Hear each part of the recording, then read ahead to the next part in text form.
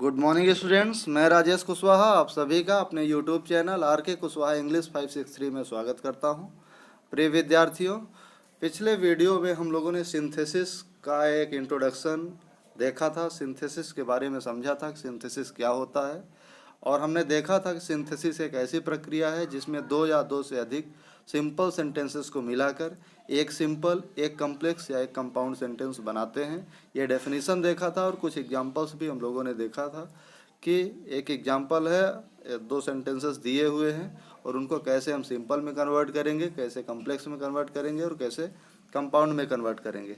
आइए आज देखते हैं कि हम सिंपल सेंटेंस कैसे बनाएंगे by using case in opposition. Case in apposition का यूज करके हम सिंपल सेंटेंस कैसे बनाएंगे, आइए उसको देखते हैं।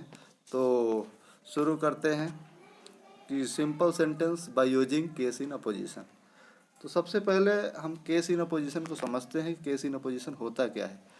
तो एडिशन ऑफ अ वर्ड और a phrase for a word और a phrase as an explanation. जब हम किसी शब्द या फ्रेज के लिए किसी दूसरे शब्द या फ्रेज को उसके साथ रख देते हैं और वो शब्द या फ्रेज जिसको रखते हैं वो पहले शब्द आए हुए शब्दों या फ्रेजेज को की व्याख्या करते हैं, तो उन फ्रेजेज को हम केस इन अपोजिशन बोलते हैं। जैसे एग्जाम्पल अगर देखते हैं तो ज़्यादा समझ में आएगा। तो एग्जाम्पल है हमारा, हम एग्जाम्पल देख रहे हैं सिंथेसिस के थ्रू। तो सेंटेंस है हमारे पास दो sentences. Here is my sister in law, her name is Nidhi. Here is my sister in law, her name is Nidhi. ये मेरी सिस्टर इन लॉ हैं, ये मेरी भाभी हैं। हर नेम इज निधि, उनका नाम निधि है। तो इस सेंटेंस को अगर हम केस इन अपोजिशन के थ्रू सिंपल सेंटेंस बनाए तो हम क्या करेंगे, here is Nidhi my sister in law. Nidhi जो वर्ड है एक वर्ड है और इसके लिए ये फ्रेज आया है माय सिस्टर इन लॉ। तो माय सिस्टर इन लॉ निधि के लिए आया है, निधि की व्याख्या कर रहा है, तो इसको हम केस इन अपोजिशन बोलेंगे। माय सिस्टर इन लॉ को केस इन अपोजिशन बोलेंगे। उसी तरह से अगला एग्जाम्पल देखते हैं। बाबर डिफीटेड लोधी, बाबर ने लोधी को हराया। Babar was a Turk, Lodi was the emperor of India. Babur ने लोधी को हराया, बाबर एक तुर्क था और Lodi was the emperor of India. अब हम देखेंगे कि केस इन अपोजिशन का मतलब क्या है कि ऐसे शब्दांशों को, ऐसे वाक्यांशों को ढूंढेंगे जो किसी शब्द के बारे में कुछ एक्सप्लेनेशन देते हों, कुछ व्याख्या करते हों। जैसे बाबर को हम ले लिए, बाबर एक शब्द है, इसके बारे में क्या कहा जा रहा है कि बाबर एक तुर्क है। तो बाबर क्या है, एक तुर्क है, तो तुर्क को हम समझेंगे। उसी तरह से लोधी है, लोधी को क्या कहेंगे, द एम्परर ऑफ इंडिया। तो हमको ऐसे शब्दों या ऐसे वाक्यांशों को ढूंढना है, ऐसे फ्रेजेस को ढूंढना है जो किसी पार्टिकुलर वर्ड की व्याख्या करते हों, तो हम उसको साइड बाय साइड रख देंगे या पोजीशन में रख देंगे। उसी स्थिति को हम केस इन अपोजिशन बोलेंगे। यहाँ तीन सेंटेंसेस दिए हुए हैं। अब तीन सेंटेंसेस को हमें सिंपल सेंटेंस बनाना है। हमें पता है सिंपल सेंटेंस में केवल और केवल एक फाइनाइट वर्ब होती है। अब ये तीन सिंपल सेंटेंस है, तीन सिंपल सेंटेंसेस में तीन फाइनाइट वर्ब हैं। इसका मतलब ये है कि हमें दो फाइनाइट वर्ब को ख़त्म करना है। तो सबसे पहले बाबर को हम, बाबर का केस इन अपोजिशन देखते हैं। बाबर अ तुर्क डिफीटेड लोधी, लोधी के लिए क्या केस इन अपोजिशन है, the emperor of India.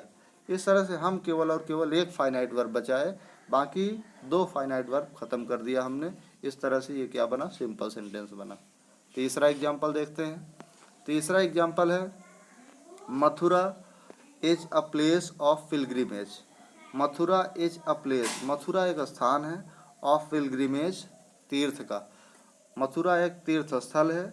It stands on the river Yamuna, यह यमुना रिवर, यमुना नदी के किनारे है। The Yamuna is one of the holiest rivers in India, Yamuna Bharat की पवित्र नदियों में से एक है। अब देखिए यहाँ मथुरा आया हुआ है और यमुना आया है, इन दोनों की व्याख्या करने वाले शब्दों को हम ढूंढेंगे।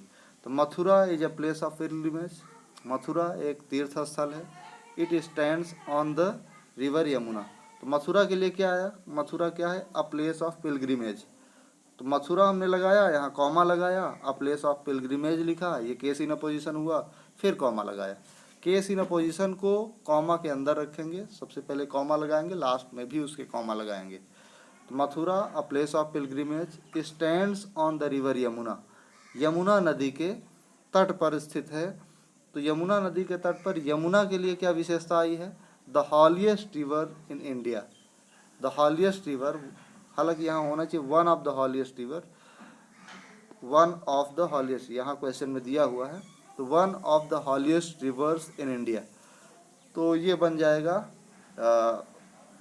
ये जो हमारा सेंटेंस है ये सिंपल सेंटेंस है।